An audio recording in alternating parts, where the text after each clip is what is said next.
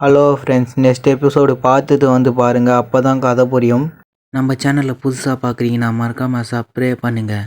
வாங்க நம்மளே எபிசோடு 2க்குள்ளே போயிடலாம். நம்ம சேட்டரோட ஆரம்பத்தில் ஹீரோ கிளாஸில் உட்காந்துக்கிறான். அந்த டிராகன் கொன்ன பிறகு நான் எப்படி இங்கே வந்தேன்? இந்த 20 வருடமாக த ஃப்ரீச்சல் ரூட் டொமைன் த இந்த அவேக்கிங். நீங்கள் decent the cultivated university the last cultivator இந்த ஃபேமிலி. ஹீரோ வேறு நினைக்கிறான், வித்தியாசமாக இருக்குது. நான் ஏன் அந்த பெண்ணின் வார்த்தையை தொடர்ந்து கேட்டு கொண்டு இருக்கிறேன்? நான் கிளாஸ் ஆசிரியருக்கு 50,000 கொடுத்து உடனடியாக இடமாற்றம் செய்தது போல் இல்லை என்றால் அவள் சொன்னது பற்றி எனக்கு எரிச்சலாக இருந்தது. புதிய இடமாற்றம் பையனே, இந்த கிளாஸின் விதிகளை உனக்கு சொல்லி கொடுக்குறேன். ஒவ்வொரு வாரமும் குறைந்தது ஒரு பாட்டிலின் பாடி ஃபுல் பில், ஒரு பாட்டிலின் கோஸ்ட் ஈவான் பில், மேலும் ஒரு அளவு குவான் மெடிசன். இந்த குவாலிட்டி எல்லாம் எனக்கு கொடுக்க வேண்டும். இந்த பையன் சொல்கிறான், பாருங்க அந்த பையனை. ஜாங்சியோ மீண்டும் ஒரு புது பையனுக்கு பாடத்தை புகட்டுறான். இந்த பொண்ணு வேற சொல்லுது, இதை பார்க்க ஒரு தகுந்த நிகழ்ச்சி. ஹீரோ சொல்கிறான், நான் ஏன் எல்லாத்தையும் கொடுக்க வேண்டும்? ஏன்டா பெஞ்சில் காலை வைக்கிறேன்? அடடா, இது என்னோட கிளாஸ். விரும்பி நான் எங்கே வேண்டாலும் காலை எடுத்து வைப்பேன். தவிர நான் வழக்கம் போல் ஜன்னலிருந்தே கீழே குதிப்பேன். உங்களை போல படிக்கட்டில் ஏற மாட்டேன் தாண்டா முடியும். இன்னைக்கு வெள்ளிக்கிழமை மதியம் கிளாஸ் முடிந்தவுடன் நீ பொருட்களை டெலிவரி செய்யவில்லை என்றால் எல்லாரும் முன்னாடி உன்னை அவமானப்படுத்தி உன்னை பள்ளியில் முன்பக்க விளக்க கம்பியில் கட்டி வைப்பேன். ஹீரோவில் காலை வேற பார்க்குறான். டக்குன்னு ரெட் கலரில் கண் இதுவாகுது. டக்குன்னு ஹீரோவில் டக்குன்னு காலையே ஒரு அடிச்சடிக்கு தாயில் போய் கீழே டமான்னு முட்டிக்கினான். தலைவரில் 3வது மாடியிலேருந்து விண்டாரு. பார்த்தீங்களா, உன்னோட முகத்தின் முதலில் தரையில் விழுந்தது. அவர் 100 மடங்கு சுத்திகரிக்கப்பட்ட எக்கு டெக்னிக் ட்ரைனிங் செய்கிறார். அவன் இங்கேருந்து வீழ்ந்ததுக்கெல்லாம் சாக மாட்டான். அச்சச்சோ, என்ன ஒரு அவமானம். அவன் செத்து போயிருந்தா கிளாஸில் ஒரு ரேங்க் மேலே வந்துட்டு இருப்பேன். அடா பாவி, கிளாஸுக்கு பின்னு வெளியே போகல, அப்போ காலை உடைக்கிறேன்டா.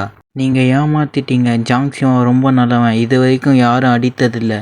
அவங்களோட ஃபேமிலி பவர்ஃபுல் ஃபேமிலி மற்றும் செல்வாக்கு மற்றும் கல்டிவேட்டர் கிளான், பாடி ஃபுல் டெக்னிக் லெவல்.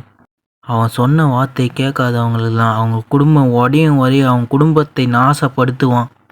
அவன் சொல்லது போல் நீ ஓடலை, ஆனால் உன்னால் ஒழிய முடியாது. உனக்கு ஒரு விஷயம் சொல்கிறேன்டா. கிளாஸ் முடிந்த உடனே பின்னர் வீட்டுக்கும் செல்லும் வழி தவிக்க முடியாத அளவுக்கு வரும் குஜிசாலை தவித்து விடுவது நல்லது. அவங்க அந்த இடத்துல தான் எல்லாரும் இருந்து தாக்குவாங்க. மட்டும் சொல்கிறான், பாஸ், நாங்கள் 3 பேரும் அந்த பையனை கவனித்து கொள்வது அவசியமா? உனக்கு என்னடா தெரியும்? அந்த குப்பனாய் ஒரு சாதாரண நபரை போல் நம்ம பாஸ் ஒரே வரல நெசுக்கிடுவாரா அப்படின்னு மஞ்சகலம் சொல்கிறான். ஆனால் அது தனிப்பட்ட முறையில் செய்ய அது மிகவும் அதிகமாக இருக்கும். அதை நம்ம தான் கையாள வேண்டும். அந்த சின்ன பையன் பயத்திலே நடுங்கி கொண்டிருக்கிறான். அந்த பையன் எங்கேருந்து எப்படி தப்பிக்கலாம் என்று பார்க்குறான். ஆனால் அது முக்கியம் இல்லை. எனக்கு எல்லா திசையிலும் ஆட்கள் இருக்கிறாங்க. அவனால் தப்பிக்கவே முடியாது. பாஸ் எல்லாத்தையும் நினைக்கிறார். நான் ஒளிஞ்சிக்க போகிறேன்னு யார் சொன்னது அப்படின்னு ஹீரோ சொல்லிட்டு வரான். அவன் உண்மையிலே நம்ம ட்ராப்பில் நடந்து வந்துட்டான். உனக்கு எப்படி எங்கேருந்து தப்பிக்க முடியாது உனக்கு தெரியும். அவனோட மரணத்தை ஏற்றுக்கொண்ட முடிவு பண்ணிட்டான் இல்லையா? இவனை பார்த்தா பயங்கரமாக தெரியவில்லை. அவன் என்ன திட்டமிடுகிறான்? தனது உண்மையான பலத்தை மறைத்து ஒரு ஆச்சரியமான தாக்குதலை தொடங்க பலவீனமான போல நடிக்க முடியும். அவர் மிகவும் அரிய வகை நபராக இருக்க முடியுமா? என்ன ஒரு பைத்தியக்கார கேங்! ஸ்கூல் வாசலில் யாராவது மூளை முடுக்க உங்களுக்கு தைரியம் இல்லையா? அதற்கு பதிலாக யாராவது பதுங்கி தாக்குவது. தாக்க எவ்வளவு தூரம் ஒரு சந்து தேர்ந்தெடுத்தீங்களா? இங்கே வருவதற்கு நிறைய முயற்சி தேவைப்பட்டது. கமான், என்னை அடிடா. நீ ஒரு வெறியா? நீ என்னடா சொன்ன?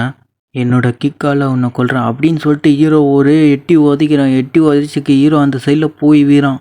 ஹீரோ அதில் போய் டம்மான்னு வீறான். என்ன இவன் ரொம்ப பலவீனமாக இருக்கிறான். அவன் எவ்வளவு கோவத்தோட வெளிப்பட்டான் அவ்வளோத்தானா அப்படின்னு மட்டும் சொல்கிறான். அப்போ அவன் நிஜமாகவே புதுசாக இருக்கிறான். எனக்கு அது ரொம்ப பிடிச்சிருக்கு. அது பாடி ஃபுல் 5th லெவலில் ஒரு அடி. உங்கள் இன்டர்னல் ஆர்னன் துண்டாக்கப்பட்டது. நீங்கள் நீண்ட கால லைஃப் ஆய மாட்டீங்கள். இது எனக்கு ஒன்றும் வெளிக்கவில்லை. இதை பாடி ஃபுல் 5th லெவல் நினைக்கிறீங்களா? இரவில் அடிக்கடி வேட்டையாடி விரட்டப்பட்ட ஒரு தோல்வியற்றர் போல மென்மையாகவும் பலவீனமாகவும்.